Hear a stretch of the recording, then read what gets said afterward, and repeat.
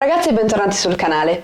Il video di oggi è dedicato a Basilea. Sono stata infatti lì per un paio di giorni in occasione di Art Basel e per la prima volta dopo diversi anni in fiera sono riuscita anche a girare la città e visitare i suoi fantastici musei.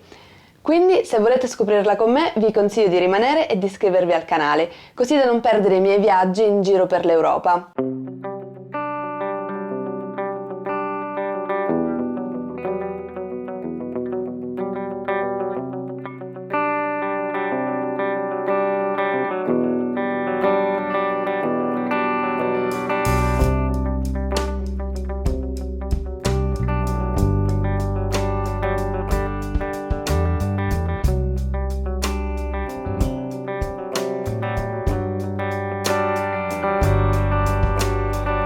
Basilea, in Svizzera, è una città famosa fra gli amanti dell'arte principalmente per due motivi: Art Basel, la fiera d'arte che si svolge ogni anno nel mese di giugno, e i suoi musei con delle collezioni ricche di capolavori. Se vi capita di andare in un periodo diverso da quello della fiera, non preoccupatevi, perché ci sono comunque moltissime cose da vedere e un paio di giorni possono davvero volare girando la città.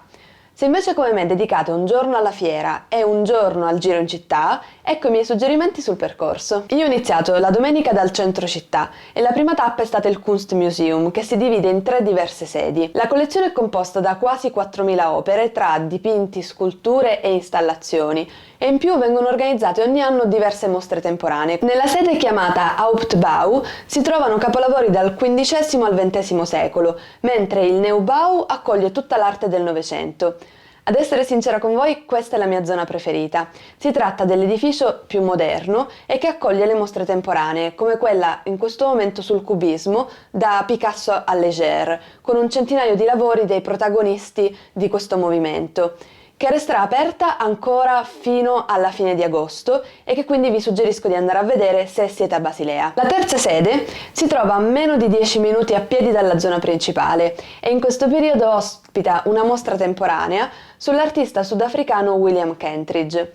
La mostra è incentrata sul tema molto complesso, secondo me, delle migrazioni, del razzismo e delle oppressioni e dei conflitti sociali. Questi sono temi molto cari ai lavori di Kentridge. Anche questo edificio viene utilizzato per mostre temporanee e spostarsi fra le sedi per le stradine della città di Basilea rende la visita entusiasmante. Tra l'altro questa sede è a 2 passi dalla riva del Reno, quindi per tornare verso la zona più antica della città, la Musterplatz area, si può costeggiare il fiume e risalire abbastanza facilmente. Questo è quello che ho fatto io e che vi suggerisco di fare. Nel weekend in cui sono andata era in corso Parkour, una mostra di sculture di più o meno 20 artisti contemporanei all'interno degli spazi della città e all'aperto. Questa è stata soltanto un'occasione per visitare alcune delle tappe che già avevo programmato, ad esempio la cattedrale medievale, ma anche per scoprire nuovi luoghi come il campo sportivo comunale con un'opera di Matthias Feldbacken. Alcuni lavori all'interno del progetto Parkour erano di artisti che io adoro, come Dan Graham o Katie Wilkes, che quest'anno è anche protagonista del padiglione della Gran Bretagna alla Biennale di Venezia, quindi l'ho ritrovata. Mentre altri sono stati una scoperta, come ad esempio La casa sommersa di Rinus van de Velde, che è una scultura ma è anche il set di uno dei suoi ultimi lavori video. Per via di questa esposizione ho approfittato per visitare anche il Museo delle Culture, con un'installazione di Reto Pulfer creata utilizzando tessuti, piante, disegni, dipinti e oggetti trovati per caso. Superata quindi quest'area principale, il giro della città può continuare poi con la seconda piazza più importante, quella di Marktplatz. Qui si trova infatti il municipio di Basilea con un edificio rosso incredibile che è stato costruito all'inizio del Cinquecento in stile tardo-gotico. È possibile entrare e anche visitare il cortile centrale con degli affreschi stupendi.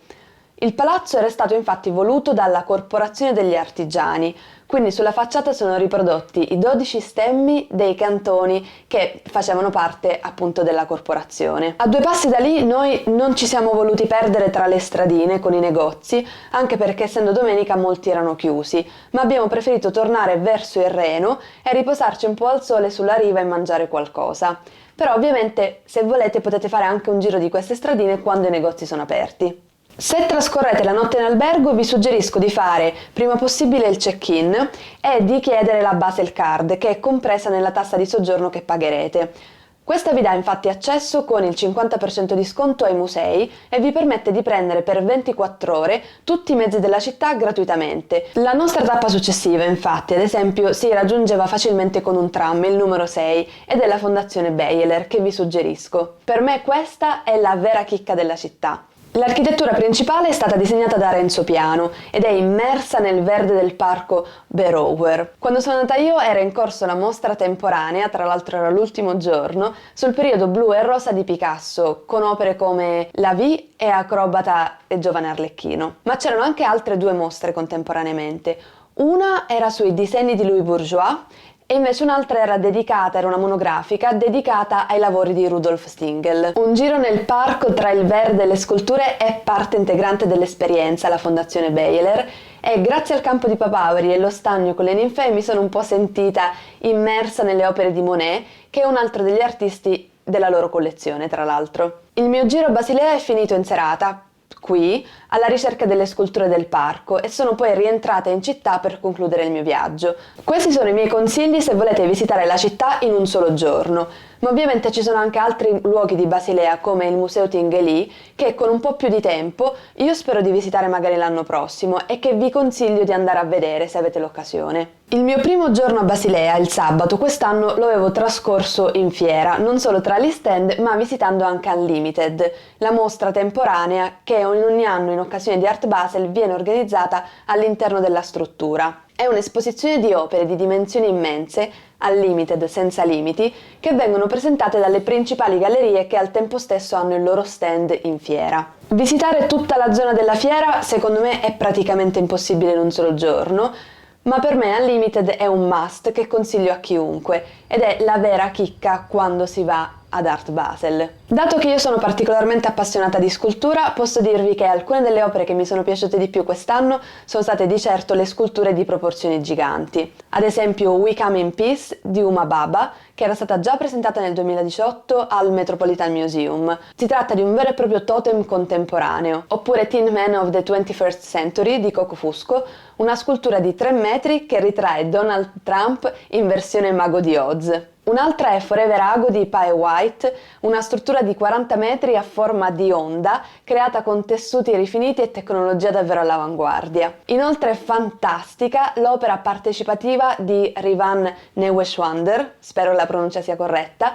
in cui il visitatore è invitato a scegliere una parola che lo rappresenta, fra quelle in una cesta, e ad attaccarla ad un muro di etichette. Questa tra l'altro non era l'unica opera partecipativa d'Art Basel durante Unlimited. Infatti ce n'era un'altra, l'opera dal titolo Test di Franz West. Consisteva in una lunga fila di divani realizzati con tendaggi e tessuti di scarto su cui chiunque poteva sedersi, riposandosi, leggendo, chiacchierando e diventando però al tempo stesso parte dell'opera. Ad Art Unlimited non mancano neanche opere storiche solitamente, come ad esempio quest'anno l'installazione di Fausto Melotti, oppure divertenti, secondo me, come quella di Andreas Angelidakis, che poteva essere smontata e rimontata dal pubblico. Ma le 2 opere che mi hanno colpito di più sono state di certo Il cedro di Versailles di Giuseppe Penone, che è stato presentato da Gagosian. Era un albero monumentale, scavato fino al suo midollo per essere riportato allo stadio iniziale, a quello della nascita. E infine The Sun di Ugo Rondinone, sul contrasto tra naturale e artificiale e sul tema del mito e della scultura classica. Lasciate un like se questo video su cosa vedere a Basilea in un solo giorno attraverso il mio racconto del weekend ad Art Basel vi è piaciuto e iscrivetevi al canale per non perdere i prossimi. Grazie e a presto!